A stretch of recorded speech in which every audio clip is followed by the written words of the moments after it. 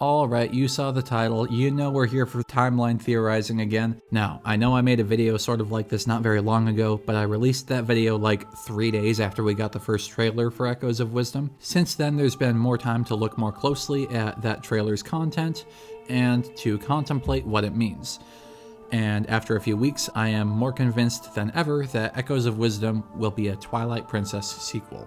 But to clarify what I mean here, I don't mean that Echoes of Wisdom will be about the same characters from Twilight Princess, I just mean that Echoes will take place somewhere in the child timeline after Twilight.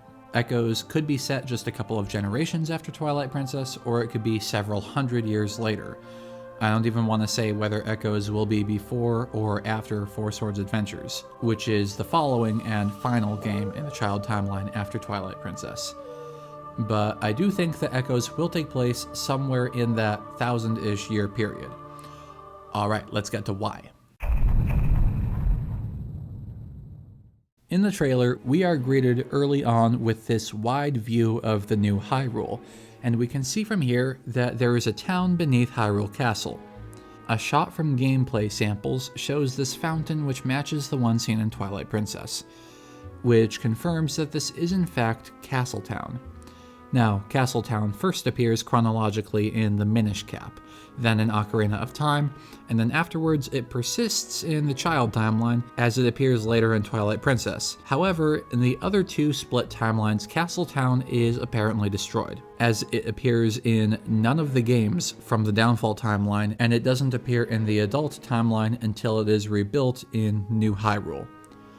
Now, there are some people who would say that there was a Castletown built later on in the Downfall timeline, but it's an inconclusive theory, as it's basically founded on one piece of artwork from the manual for Zelda 2. And even if there was at one point a Castletown in the Downfall timeline, it was only briefly near the end of that timeline, so Echoes would probably have to be between Triforce Heroes and Zelda 1 if it was in the Downfall timeline. Most likely, based on the existence of Castletown, Echoes will take place either in the child timeline or in the merged timeline, either before the split or after the convergence. Another notable landmark is Link's house, or rather the lack thereof. In the Downfall timeline games, Link has a house, and it appears right about here in every game that uses this rough map layout. You may notice that in Echoes it's well, you know, it's just not there. Now, this doesn't necessarily mean that Echoes can't be a Downfall game, but it definitely suggests that it's not. Next up, we got this cloak, first worn by Link and then picked up by Zelda on the way out of what is presumably the tutorial area. It's got these sharp swirlies on it. Now, as anyone who knows the Zelda games can tell you, the sharp swirlies are a reference to one of two things, either the Twilight from Twilight Princess or the Zonai from Tears of the Kingdom. Now, the coloring is more similar to Twilight stuffs than to Zonai stuffs, but I'm not going to base an entire theory off the color of this, so we're going to consider both options. On one hand, these could be Zonai swirlies, in which case Echoes could take place in a few different locations depending on when you think the Zonai showed up. If you've been on this channel for long, then you probably know that I submit that the Zonai showed up in a timeline split that broke off from Majora's Mask. But if you're one of the folks that theorizes an early Zonai appearance, then Echoes could possibly be set in the early days, sometime before the timeline split. On the other hand, these could be Twilight swirlies, in which case Echoes would have to be after Twilight Princess. That could mean that Echoes would happen in either the child timeline or in the converged timeline.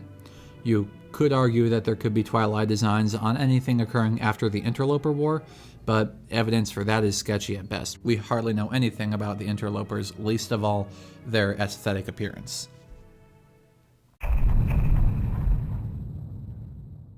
We've got to look at the different factions in this trailer, or rather, we've got to look at 3 of them. In the Echoes trailer, we can first see a Gerudo town. Now, the Gerudo do not appear in the Downfall timeline or the adult timeline.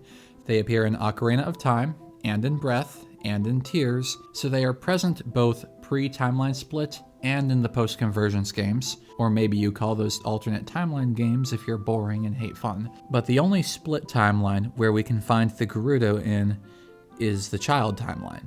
They show up in Four Swords Adventures. So if Echoes of Wisdom is a split timeline game, the information we have now would imply that it is set somewhere in the child timeline.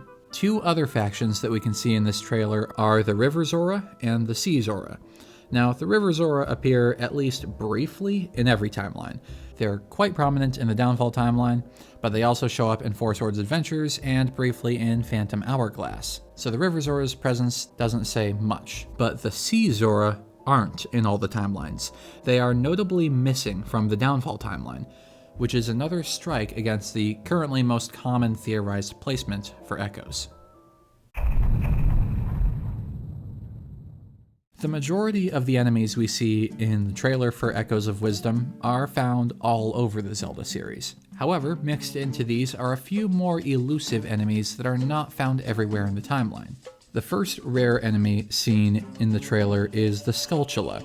The Skulltula's first chronological appearance is in Skyward Sword, and it continues to have some presence up until the timeline split, as it also appears in Ocarina of Time. However, after the timeline split, much like with the Gerudo faction I mentioned earlier, the Skulltula disappears in the Downfall timeline, and has yet to reappear post-convergence. Second up is the Lizalfos.